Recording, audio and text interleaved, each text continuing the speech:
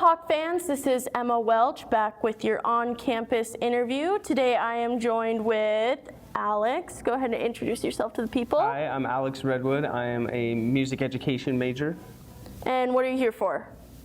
Choir, right? I'm here for choir, yes. Yeah, you're part of the choir. You sing beautifully songs and the songbird of my generation. Yeah. Okay.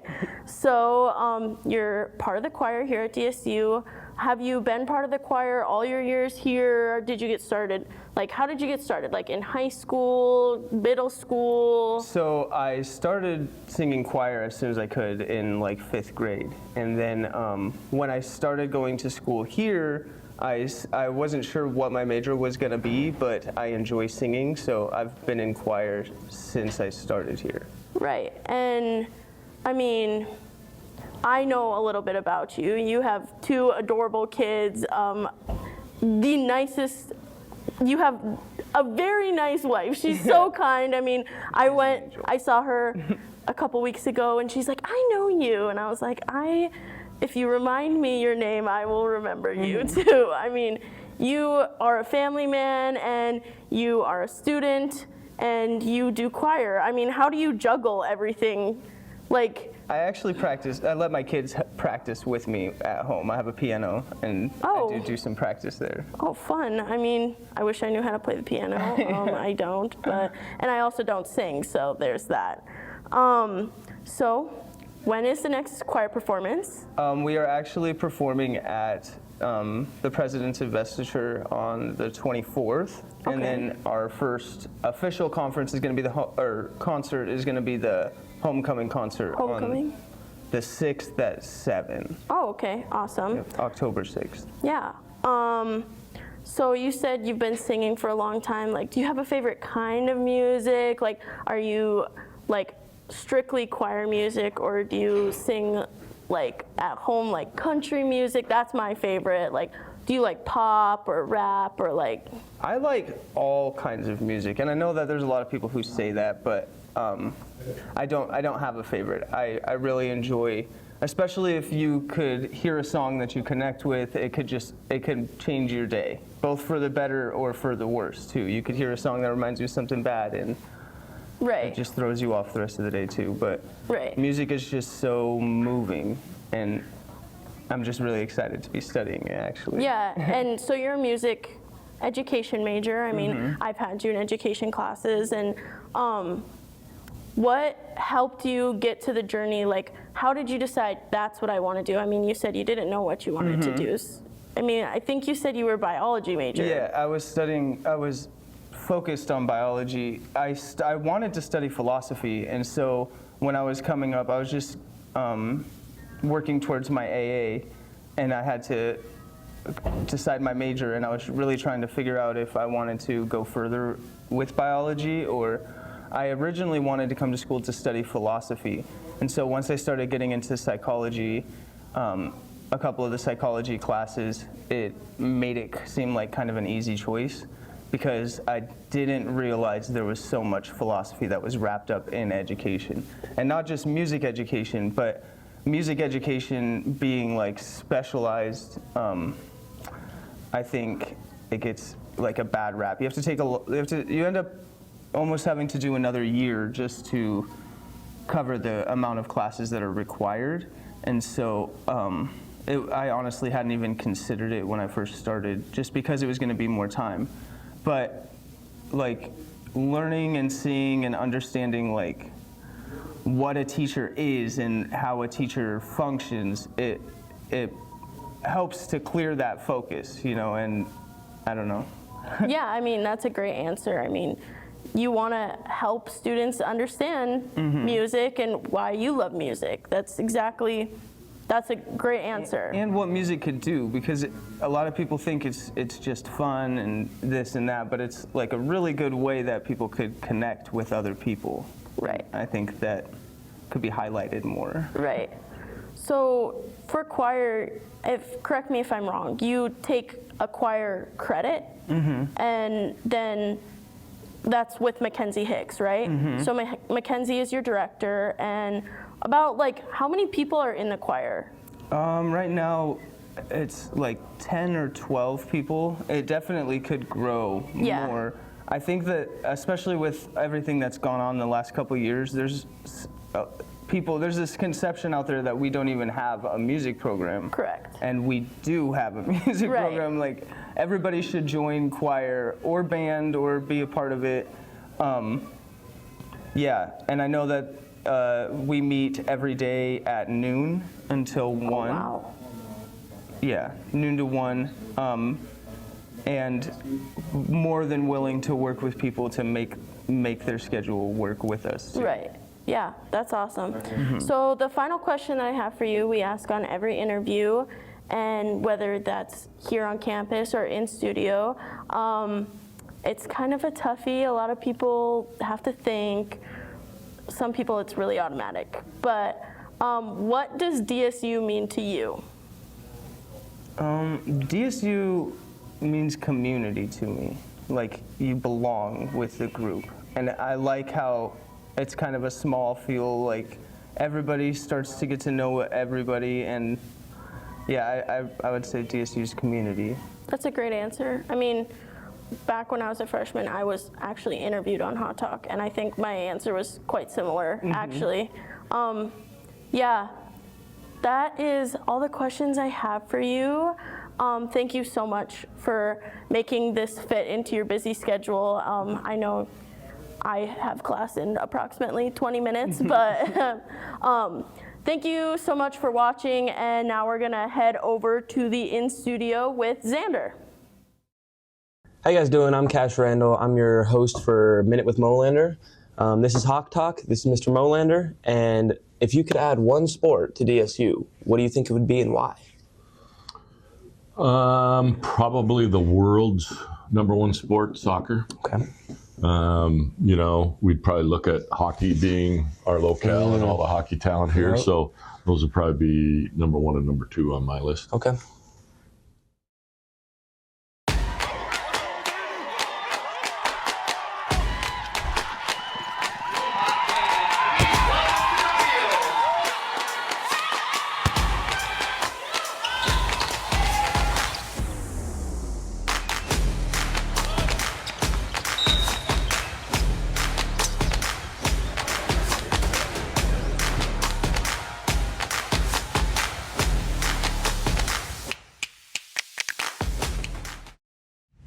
What's up, everybody? Welcome back to HawkTalk. I'm your in-studio host, Xander Beeson. Today I'm joined by two good friends of mine, special guests, friends of the program. I'll have you guys introduce yourselves. Yeah, hi everyone, I'm Cheyenne Jacobs. I'm also a HawkTalk host and then a DSU Heritage Foundation work study and Give Day ambassador. My name is Kiera Mathern, DSU alumni class of 2022. I also am a proud employee of Dickinson State and the DSU Heritage Foundation. Awesome. What initially brought you guys to DSU? So I'm from Illinois, but I came to DSU because I got an offer to play golf here. I have now found my second family, and I'm very happy with where I ended up, and that I decided to move 15 hours away from home. We're happy to have you guys. Thanks. What about you? What brought you to DSU? Came all the way from... Not 15 hours. Maybe not even 15 minutes. No, 15 seconds maybe. Born and raised in Dickinson. I came to Dickinson State because the competitive and sideline cheer team were being started that year, and I thought it would be a great opportunity. Awesome. And here I am. All this time later. You guys are here for DSU Heritage Foundation's annual Give Day. You can see it on whoop. Chet's sweater. I'm just going to ask you guys the basics. What is Give Day? So Give Day is a fundraiser that the DSU Heritage Foundation puts on every year. We're in our 5th annual one. We try to raise $100,000 for student scholarships in 24 hours. Awesome. I'll kick this one to Kiera. Everyone who has followed Give Day the past 5 years knows that you guys have the goals and challenges and all these other things you guys do. What are the goals and challenges for this year's Give Day? So we have 5 main challenges for DSU Give Day this year. The 5 main challenges are, first, the Society Challenge. The Society Challenge is where we gather funds from fine arts alumni to support groups alike. We have the 100 Years of Football Challenge. We are keeping the ball rolling on on that and trying to grow funds for the 100 Years of Football Endowment to keep the next 100 years of DSU football strong. We have the Young Alumni Challenge, where our goal is to obtain one donation from an alumni of the last 10 years. So starting with 2015, going to 2025, it's technically 11. So 10 years, 11 years, 11 donations. Then we have the Donors Over Dollars Challenge. The initial idea of Give Day was to bring individuals together to accomplish an alike goal. So in 2021, when Give Day started, we had a goal of raising $20,000 in 24 hours. And I know you two know this because you've been a part of it for several years. But we had a goal to raise $20,000 in 24 hours. And we wanted to do that with not just 1 or 2 or 3 significant donors. While we appreciate them so much, we wanted $5 from the student, $5 from that student, $10 from this young alumni. We wanted $50 from this business. We want people to come together to accomplish that goal. So the Donors Over Dollars Challenge, we're trying to get 200 people to participate in DSU Give Day, which would be a record breaker for us. We also have, what am I missing here? 50 states. The 50 states. 50 states. One that's near and dear to these two individuals' hearts. Our 50 state challenge is where our goal is to obtain 2 donations from every state in the U.S. Of any size. Of any size. And while we, of course, would love to have international donations, 50 states is our goal right now. We're gonna start there, and we're gonna continue to try to hit those marks. So those are our challenges. Yeah, and this is truly a student-run campaign. Yes. We have been working super close with Kiera, and there's 5 of us. Yep. There are 5 of 5. us. 5 of us students who have been on the grind, getting those calls out, getting the DSU Give Day name out there, and really just pushing for us to raise $100,000 in 24 hours. Hey, That is a really good I'll tell point. you what. Take off 1 for North Dakota and take off 1 for your total donors. I'll come give you guys $5. I'll stop by on November 4th and I'll Xander. give you guys $5. Thank you. This is, like we said, the 5th Give Day. Are there any changes you're making this year as opposed to the last 4 years? I mean, unless you have any, I think we're just kind of really just focusing on getting those challenges completed. We did 50 states last year, and we got it. It was down to the wire. It was down to the 23rd line. hour. Yeah, it was down to the Maybe wire. the 25th hour. If that's Might okay. have been the 25th hour. Yeah, and I mean, we were all tired, but we kept grinding, and we finally got Delaware. We finally got we it. finally got Delaware, and And I think- DC, right? And Yeah. It was insane. It was too much. Delaware. yeah, so I think just still pushing for that goal of getting the students involved, getting all the different schools involved, like School of Ed, School of Business. Yes. Just really pushing for everyone to come together on that day and just raise all that money, because it all goes and it all helps every student on campus. Yeah, I would say, piggybacking off what Cheyenne says, this campaign is by students for students. In its initial start in 2021, we had Give Day ambassadors, where DSU Heritage Foundation's employees, along with student ambassadors, took the reins on this campaign. But what we've transitioned, especially the last 2 years, especially this year, is our students taking the reins. So this is a campaign by them. So when they go on and they do their resumes, they'll put on their resumes that they raised, fingers crossed, $100,000 for student scholarships in 24 hours. And it's a thing that we are just extremely proud of. The second part of that, every year for Give Day, we have a theme, or we like to call it a focus. The focus this year is our The Society campaign. And what The Society is it's our DSU Heritage Foundation Scholarship Fund campaign for fine arts. So that's a big push for us this year.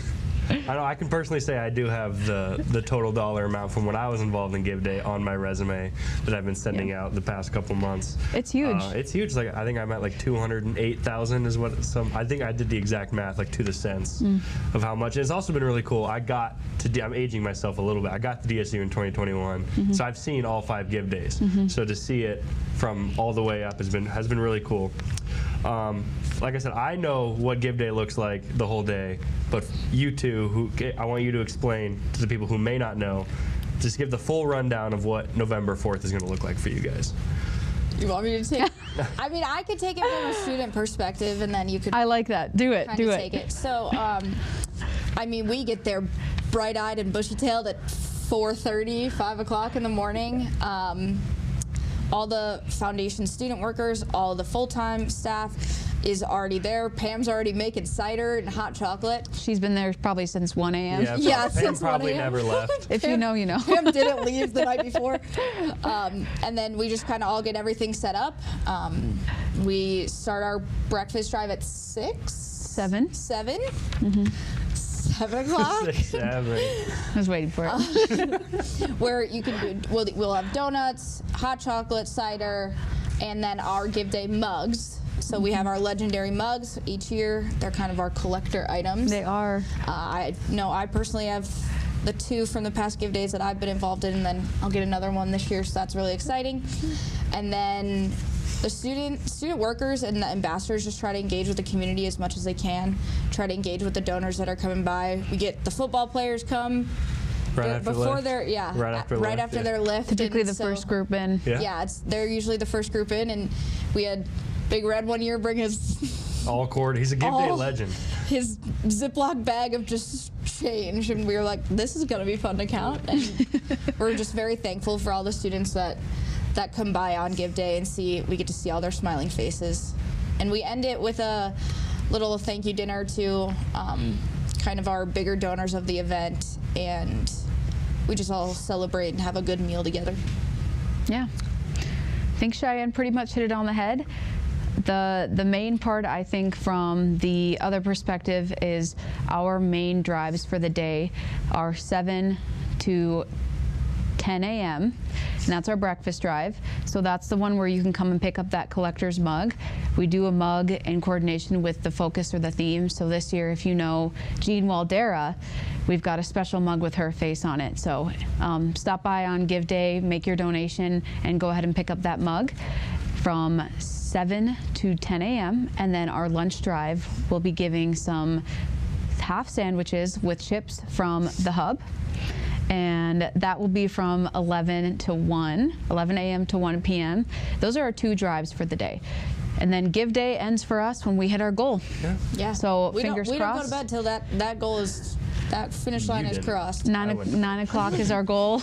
9 p.m. is our goal. But when we hit the goal, well, we'll sleep. Yeah. Yeah. Is there any big change, something you're changing on? Maybe someone's not around anymore that was around for the last 2 give days that you're just really, really gonna miss? I can't think of it. Maybe this one kid, Griffin, over Gaywitch. Griffin was only there last year. Yeah. I'm talking the last 2. Oh, is it Xander Beeson? It might be. I think Maybe. it just might be. Maybe. 50 state coordinator Xander Beeson, who passed the duties to the most deserving. Oh, thank you. Cheyenne Jacob. Thank you so much. It ages you. We will miss having you around. I'll be Yeah, around. we will. I might just hang out the full day. Okay. I might just tell the city I'm not coming to work that day. Okay. Come hang out. Come hang out with us. Let's do my usual, take a nap on the couch, Yeah. play with the dogs. Yeah. Yeah, we'll see what happens. Okay. There's no Papa John's this year, so. Yeah, but That the was my- sandwiches are going to be, Where are the sandwiches from? They're from the Hub Hub. too? The Hub. are going to be great. I guess. Thank you to the Hub, by the way. Yeah, shout out to Yes. the Hub. I think I'll show up right at the end of the breakfast, beginning of lunch, so I can get the mug and the sandwich. I Yep. think that's kind of the move Yeah, that's there. optimal planning right there. I think that's how you do it. Last question. We ask this to everyone that comes on HawkTalk. What does DSU mean to you? I'll go first. I never had to think about answering this because I've always been the one asking it. I don't want to say the most common answer that we always get. Obviously, we always get family, community, but being so far away from home, this has truly been my family, and I've created so many lifelong friendships, and I mean, 2 of them are sitting right here. Right here, yeah. I got my big brother and my older sister here. I've really found those people that I can lean on in hard times, and just seeing the community rally around the Blue Hawks is something truly special. I see my twin sister goes to Iowa State, and and I've been there, and I'm like, it's nothing like DSU. There's no college I've been to that's anything like DSU. Being a Blue Hawk is something special. That was a really nice That was answer. a great answer. Thank you. Why'd you go first? Again, I don't want to be cliche, but I've lived in Dickinson my whole life, and until coming to Dickinson State University, I didn't feel like I found that identity or that sense of community. I went to high school at DHS and grew up in Dickinson, and I thought that I knew everybody that there was to know in Dickinson until I stepped on campus and I realized I hadn't seen any of these faces before. And it was scary, even though it was in my hometown. It was humbling, which was a good thing for me. But through the years, the community just coming together and the opportunities that have been allowed for me, I don't think that these opportunities would have been possible 100%. elsewhere. And the way that people just rally around and they truly care about you and they care about your success, they care about your failures, and just the community aspect of it. Awesome. Those are two great answers. Thank you. Those might go on my Mount Rushmore of answers for that question. Oh, wow. Because I've only heard family and community Yeah. 50 times. It is a family and a community. It's a special place. It's a very special place. I'm gonna miss it when I'm gone. Hopefully, I don't have to take the Chris Kistler education plan, and I'm here for 15 years. That's the goal. But We'll take you though. Yeah, we'll keep you around. I know you would. Who wouldn't? But that's everything I have for you guys. Any last second things you want to say about Give Day? Any shout outs? Anything? I'll just come out to Give Day, November 4th. November Yes. 4th. Thank you to our wonderful sponsors who made Give Day possible. Without you, it wouldn't be. And help us raise $100,000 in 24 hours for student scholarships. There's nothing like this. DSU Give Day. Yeah, DSU Give Day. And shout out to Ron. Thank you, Ron. Thank you, Ron. Shout out to Ron. And my girlfriend. Shout out to my girlfriend. She's pretty cool. But that's everything we have for you guys. We'll see you guys next week. I'm Cash Randle, and I'm your host for Minute with Molander. This is President Scott Molander. And what's the craziest memory you had as a student here at DSU? Oh man, probably Scott Gym. Scott Jim. Pack when we played Minot State. Ooh. And the fire department wouldn't let people into the gym because it was already full. I remember my parents telling me the story. We were obviously warming up and not paying attention, but I remember my parents, because they came always very early and there was people standing out in the hallway trying to get into the game, and the fire marshal wouldn't let them in the game. That sounds like an electric atmosphere. Oh, it was. You guys win? Awesome. Yes, we did. There you go. That's Yep. what matters. Yes, we did.